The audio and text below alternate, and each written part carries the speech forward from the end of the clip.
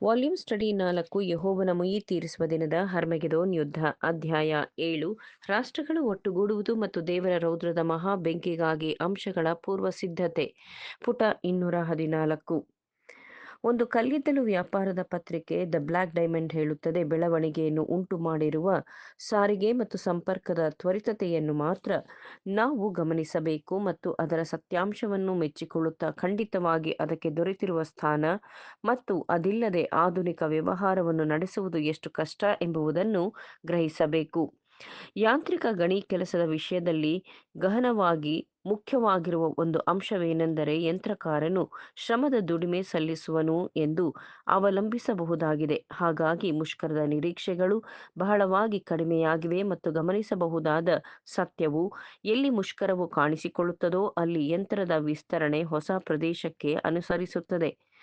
ಎಲ್ಲ ಕಡೆಗಳಲ್ಲಿಯೂ ಹೆಚ್ಚುತ್ತಿರುವ ಯಾಂತ್ರಿಕ ವಿಧಾನಗಳ ಬಳಕೆ ಕ್ರಮೇಣವಾಗಿ ಸಹಜವಾದ ವ್ಯಾಪಾರಕ್ಕೆ ಸಂಬಂಧಿಸುತ್ತಾ ಸಾಲುಗಟ್ಟುತ್ತಾ ಹೋಗುವುದರಿಂದ ಮುಷ್ಕರವು ಬಹಳ ಮಟ್ಟಿಗೆ ಅಸಾಧ್ಯವೆಂದೆನಿಸುತ್ತದೆ. ವಿದ್ಯುತ್ ಶಕ್ತಿಯು ಇನ್ನೂ ಬಾಲ್ಯಾವಸ್ಥೆಯಲ್ಲಿರುವುದರಿಂದ ಅದು ಒಮ್ಮೆ ತನ್ನ ಕ್ಷೇತ್ರದಲ್ಲಿ ಸ್ವಾಧೀನ ಪಡೆದುಕೊಂಡರೆ ಅದು ಶಾಶ್ವತವಾಗಿರುತ್ತದೆ ಮತ್ತು ಮಸುಕಾದ ವಜ್ರವನ್ನು ತೋಡುವವರು ಶೀಘ್ರದಲ್ಲಿ ಎಲ್ಲಿಗೂ ಅವರನ್ನು ಐರೋಪ್ಯದ ಅಗ್ಗದ ದುಡಿಮೆಯಿಂದ ಎತ್ತೊಗೆಯಲಿಲ್ಲ.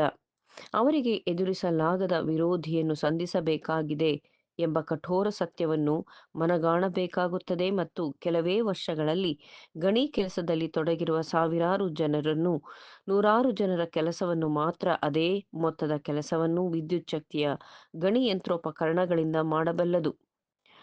ದ ಆಲಿಫೆಂಟ್ ಗೆಜೆಟ್ ಹೇಳುತ್ತದೆ, ವಿಜ್ಞಾನದ ಅದ್ಭುತವಾದ ದೊಡ್ಡ ಹೆಜ್ಜೆಗಳು, ಈ ಆವಿಷ್ಕಾರದ ಯುಗದ ಎಣಿಸಲಾಗದ ಸಾಧನೆಗಳು ಶೀಘ್ರವಾಗಿ ದೈಹಿಕ ದುಡಿಮೆಯನ್ನು ಅನೇಕ ಉದ್ಯಮಗಳಿಂದ ಓಡಿಸಿಬಿಡುತ್ತಿವೆ ಮತ್ತು ಕೆಲವು ವರ್ಷಗಳ ಹಿಂದೆ ಸಂಭಾವನೆಯ ಉದ್ಯೋಗವನ್ನು ಪಡೆದು ಸಾವಿರಾರು ಶ್ರಮಜೀವಿಗಳು ವ್ಯರ್ಥವಾಗಿ ಬೇರೇನನ್ನೋ ಮಾಡಲು ಹುಡುಕುತ್ತಿದ್ದಾರೆ. ಆ ನೂರಾರು ಮಂದಿ ಮಿಲ್ನಲ್ಲಿಯೋ ಅಥವಾ ಕಾರ್ಖಾನೆಗಳಲ್ಲೋ ದುಡಿಯುತ್ತಿದ್ದರು. ಈಗ ಅಲ್ಲಿ 20 ಮಂದಿ ಇನ್ನೂ ಹೆಚ್ಚಿನ ಕೆಲಸವನ್ನು ಯಾಂತ್ರಿಕ ಕೌಶಲ್ಯತೆಯಿಂದ ಮಾಡಬಹುದಾಗಿದೆ. ಸಾಲಚ್ಚು ಯಂತ್ರವು ಸಾವಿರಾರು ಮುದ್ರಣ ಯಂತ್ರಗಳನ್ನು ನಿರುಪಯುಕ್ತವಾಗಿಸಿಬಿಟ್ಟಿದೆ. ಹೀಗೆ ಬೇಕಾದಷ್ಟು ವ್ಯಾಪಾರಗಳಲ್ಲಿ ಯಂತ್ರೋಪಕರಣಗಳು ಕೆಲಸವನ್ನು ಹೆಚ್ಚು ತ್ವರಿತವಾಗಿ, ಕಡಿಮೆ ವೆಚ್ಚದಲ್ಲಿ ಮತ್ತು ಕೈ ಕೆಲಸಕ್ಕಿಂತಲೂ ಬಹಳ ತೃಪ್ತಿಕರವಾಗಿ ಮುಗಿಸುತ್ತದೆ. ನಿರೀಕ್ಷಿಸುವುದೇನೆಂದರೆ ಇನ್ನು ಕೆಲವು ವರ್ಷಗಳಲ್ಲಿ ಆಂಥ್ರಸೈಟ್ನ ಅಂದರೆ ಕಲ್ಲಿದ್ದಲಿನ ಗಟ್ಟಿಯಾದ ರೂಪ ಗಣಿಗಾರಿಕೆ ಕೆಲಸವನ್ನು ದೊಡ್ಡ ಮೊತ್ತದಲ್ಲಿ ವಿದ್ಯುಚ್ಛಕ್ತಿ ಸಾಧನದ ಮೂಲಕ ಮಾಡಲಾಗುವುದು ಮತ್ತು ಮನುಷ್ಯ ಮತ್ತು ಹೇಸರಗತ್ತೆ ವಿದ್ಯುಚ್ಛಕ್ತಿ ಸಾಧನದ ಕೆಲವೇ ಹೆಚ್ಚುವರಿ ಭಾಗಗಳಾಗಿ ಬಿಡುತ್ತದೆ. ಶ್ರಮದ ದುಡಿಮೆಯನ್ನು ಒಳಗೊಳ್ಳುವ ಶಕ್ತಿಯು ಒಂದು ಸಮಸ್ಯೆಯಾಗಿ ಬಿಡುತ್ತದೆ. ಮತ್ತೊಬ್ಬ ಲೇಖಕನು ಕೆಳಗಿನ ಸತ್ಯಾಂಶವನ್ನು ತಿಳಿಸುತ್ತಾನೆ. ಕೆಲವು ವರ್ಷಗಳ ಹಿಂದೆ 1100 ಜನ ನೂಲುವವರು ಮಾಡುತ್ತಿದ್ದ ಕೆಲಸವನ್ನು ಈಗ ಒಬ್ಬ ಮನುಷ್ಯನು ಮತ್ತು 2 ಹುಡುಗರು ಮಾಡಬಹುದು. ಒಬ್ಬನು ತನ್ನ ತಾತನು ಆತನ ಕಾಲದಲ್ಲಿ ಮಾಡುತ್ತಿದ್ದ 50 ನೇಕಾರರ ಕೆಲಸವನ್ನು ತಾನೊಬ್ಬನೇ ಮಾಡುತ್ತಾನೆ. ಹತ್ತಿಯನ್ನು ಮುದ್ರಿಸುವ ಯಂತ್ರವು ಒಬ್ಬನನ್ನು ಉಳಿಸಿಕೊಂಡು 15,000 ಕಾರ್ಮಿಕರನ್ನು ಸ್ಥಳಾಂತರಿಸಿದೆ.